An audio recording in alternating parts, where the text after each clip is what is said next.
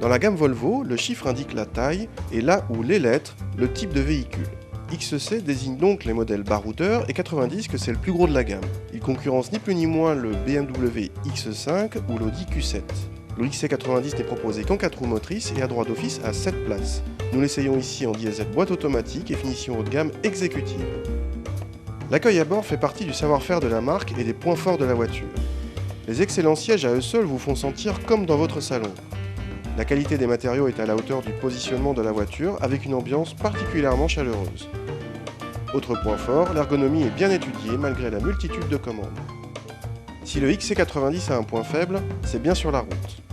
Certes, il est très confortable, mais manque de dynamisme par rapport à ses rivaux, à la fois en comportement routier et en motorisation, surtout en diesel comme ici.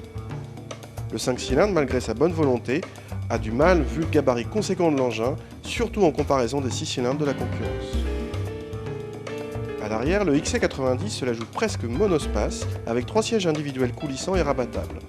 Bon, celui du milieu est plus étroit, mais globalement les passagers arrière bénéficient de plein d'égards sur cette finition haut de gamme, comme les sièges chauffants ou les écrans vidéo. En revanche, ils n'ont pas autant de place que ce que le gabarit extérieur suggérait. Le coffre aussi constitue un morceau de choix, même si son ouverture en 2 parties n'est pas des plus pratiques. En configuration 5 places, le volume est gigantesque. Le passage en configuration 7 places n'est pas trop compliqué, et cette troisième rangée est l'une des rares du marché à offrir des places presque décentes, à condition bien sûr de ne pas être trop grand.